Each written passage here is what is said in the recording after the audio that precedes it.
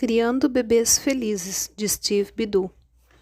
Capítulo 10. O vital segundo ano de vida.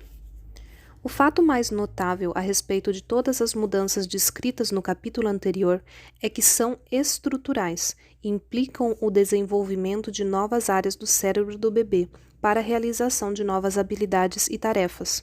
Certas áreas do nosso cérebro fazem parte do equipamento original, isto é, já estão presentes no momento do nascimento, mas uma grande quantidade é acrescentada. Pode-se imaginar o cérebro do bebê crescendo como uma couve-flor, reagindo a todas as coisas boas feitas. Neste capítulo, vamos analisar como se desenvolvem as áreas certas, no momento certo, dando autocontrole ao bebê e por que o segundo ano de vida é um momento de grande necessidade de cuidados responsivos dos pais, que não podem ser facilmente substituídos por estranhos. Os seres humanos partilham com todos os outros animais, pássaros, peixes, um núcleo cerebral primitivo que os mantém vivos. É o cérebro de sobrevivência, designado amígdala, uma massa em forma de nós, no meio da cabeça. Essa área do cérebro constitui o piloto automático e, numa emergência, assume o comando.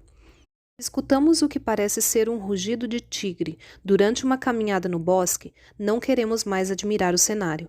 O corpo é tomado por um ímpeto súbito de retornar rapidamente para a segurança do carro. O córtex, a parte nova do cérebro, pode dizer que não existem tigres selvagens naquela região, mas o corpo não vai escutar. Da mesma maneira, se tocar numa grelha quente por acidente, o cérebro não lhe dará uma chance para pensar a respeito. Ele assumirá o comando e afastará logo sua mão da grelha. No entanto, os seres humanos são sociais. Dessa maneira, necessitamos de habilidades sociais. Se alguém do escritório comer por engano seu lanche, sua amígdala vai querer que batamos naquela pessoa.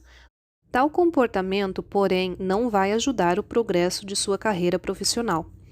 Assim, desenvolvemos uma parte do cérebro designada córtex pré-frontal, CPF, com a forma de uma faixa espessa atravessando a área frontal do cérebro, exatamente dentro de nossa testa. O córtex pré-frontal fica maior à medida que desenvolvemos maior consciência social, em especial em relação ao que não fazer. O CPF domina principalmente os impulsos que podem nos causar problemas, dizer a um guarda de trânsito o que de fato pensamos dele, dar um tapa de leve no traseiro de uma pessoa atraente quando ela passa por nós e assim por diante. O CPF não existe quando nascemos, desenvolve-se entre o nascimento e os 3 anos de idade. Por isso é inútil e lamentável os pais ficarem zangados com um bebê de 10 meses que chora, alvoroça-se ou não come sua papinha. Um bebê não possui recursos para reconhecer o certo e o errado. Não há nada em seu cérebro que já saiba como controlar seu comportamento. Essa é a razão pela qual, nesta idade, apenas podemos suavizar ou desviar e não interromper o mau comportamento. O desenvolvimento do CPF ocorre em 2 estágios. Bebês adoram a voz, o cheiro e o toque dos pais, ou de quem cuida deles dia e noite. O simples fato de sentir, escutar e cheirar essas pessoas estimula os hormônios do crescimento de uma criança. Ela até mesmo reage a sugestões inconscientes dos pais, como a dilatação das pupilas deles, que revelam quando estão felizes e relaxados. Os hormônios de crescimento movem-se para o cérebro da criança e, quando alcançam o espaço da estrutura, o CPF estimula o desenvolvimento de mais conexões cerebrais ali. Diversas outras partes do cérebro com nomes exóticos como córtex orbitofrontal, hipocampo e córtex cingulado crescem sob o efeito dos sentimentos positivos suscitados por experiências positivas. De fato, não há nada como um cérebro feliz, um cérebro permanentemente ligado para se sentir bem. E, é claro, também há o inverso, o cérebro triste. Um cérebro feliz é mais denso em interconexões, possui muito mais impulsos. Quanto mais conexões, maiores o poder de pensamento e a capacidade de ter uma vida feliz. Entre os 6 e os 12 meses de vida, o córtex pré-frontal do bebê passa por uma grande irrupção de crescimento. É nesta idade que a criança começa a ter uma ideia mais clara de quem são seus pais, torna-se mais irrequieta em relação a estranhos e fica mais empolgada com todas as novas brincadeiras e aptidões que pode mostrar, como aprender a andar e a falar as primeiras palavras. É a idade em que ter pais amorosos é muito importante. Todo o primeiro ano de vida foi um milagre. Foi o período que o pequeno ser desempacotou a mala do seu potencial de vida e pôs tudo no lugar certo para prosseguir viagem. O cérebro dobra de tamanho durante esse tempo. Nunca crescerá tanto ou tão rápido no restante de sua existência. Assim, é fundamental que as condições apropriadas estejam presentes. O segundo ano de vida é tão vulnerável quanto o primeiro.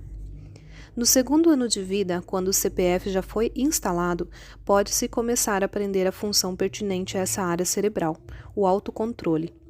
De maneira bem didática, no primeiro ano aprendemos a amar, no segundo a praticar o autocontrole. O processo funciona do seguinte modo.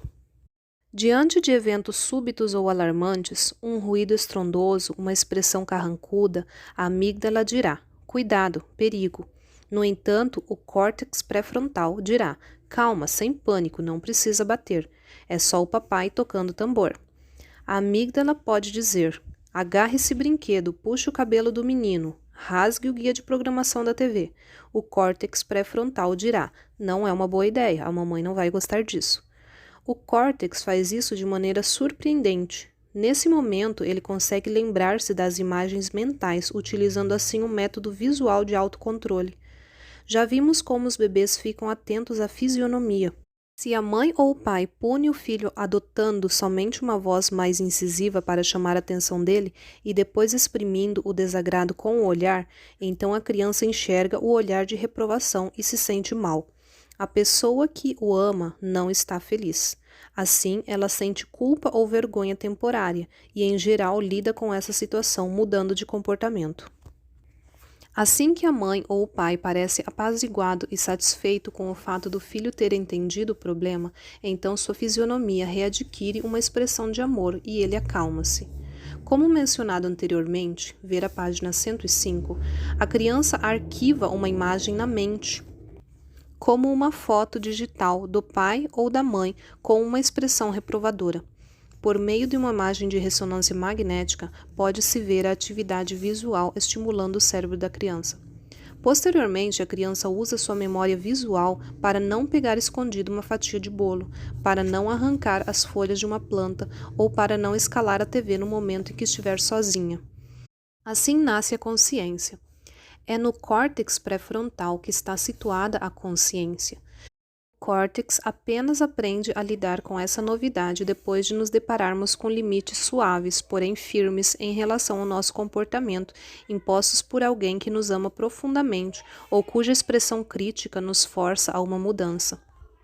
Não acontece imediatamente. Aquela fatia de bolo pode ser muito tentadora e muitas vezes há um cabo de guerra interno, mas essa é a maneira pela qual a criança desenvolve o autocontrole até obter maturidade suficiente para ter suas próprias ideias a respeito do certo e errado, em geral na adolescência.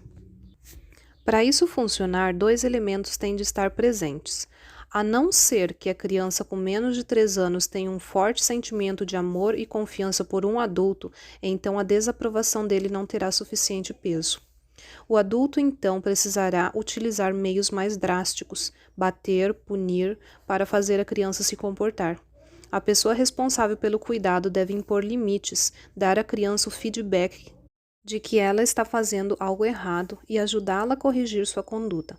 Assim, a criança pode praticar a capacidade interior de conter seus impulsos e ânsias. Se os adultos não proporcionarem um relacionamento amoroso e sólido e não possuírem a disposição de ser firmes, a criança continuará a seguir seus impulsos, tornando-se um menino ou menina de 3 ou 4 anos que bate, maltrata, agarra, furta, mente e desobedece. Essa é a problemática. Agressividade e desobediência, relativa a crianças que passam por excesso de cuidados em berçários, creches e escolas maternais numa idade muito precoce. O profissional que não representa significado emocional profundo para uma criança não será internalizado como fonte de consciência. A criança que não compreende a combinação entre amor e limites pode fazer a coisa certa sem medo, mas não desenvolverá uma consciência confiável entre certo e errado. Todas as crianças pequenas passam por uma fase de dissimulação, testando a mentira e a verdade, mas uma criança não orientada por uma pessoa amorosa, apenas por uma pessoa indiferente ou ríspida, não aprende a exercer o autocontrole, mas sim a parecer boazinha e a manipular a situação. Corre o perigo de se tornar uma artista trapaceira, charmosa em vez de uma pessoa com piedade genuína e preocupação social. Se os pais têm problemas. A dependência da criança em ler e internalizar fisionomias pode levar a dificuldades se esses semblantes não forem afetivos ou não recuperarem com facilidade a alegria. Em geral, não é fácil para um pai ou uma mãe paciente ficar de mau humor com o filho durante muito tempo, principalmente se a criança parece envergonhada e arrependida. No entanto, com frequência, o problema surge quando o pai ou a mãe têm estresse adicionais. Imagine um dia em que você esteja com raiva de seu parceiro na hora do café da manhã. Depois você discute com o encanador pelo telefone e algumas faturas inesperadas chegam na correspondência matutina. Na rua, seus vizinhos sem filhos saindo de férias, então seu filho quebra um vaso.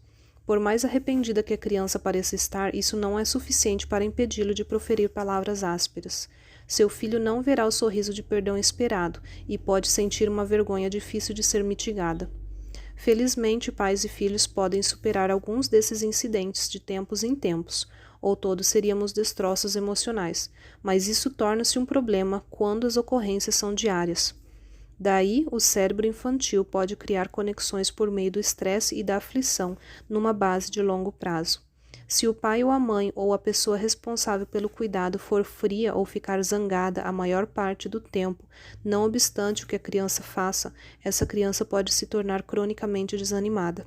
Não consigo fazer nada certo, é a conclusão natural. Às vezes, o aprendizado negativo pode ser específico. Pode ser uma reação pertinente apenas às mulheres ou homens. Pode estar relacionada com um certo tamanho, cor ou tipo de pessoa. Pode ter a ver com um aspecto específico da vida, comer, ser deixado no escuro, ir ao banheiro ou estar no carro.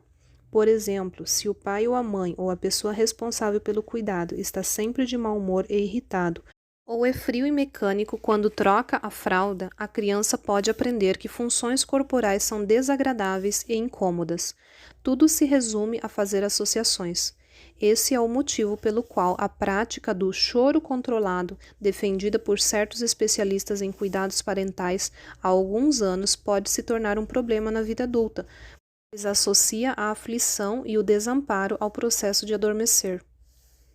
No segundo ano de vida, a mensagem mais importante relativa ao desenvolvimento do cérebro é que apenas os que amam uma criança podem ensiná-la a ter autodisciplina. Outros podem amedrontá-la para que se comporte bem, mas então essa criança provavelmente será furtiva e dissimulada na reação. Apenas a pessoa que ama pode ajudar a desenvolver a consciência diretriz sem opressão, moderada por amor e equilíbrio.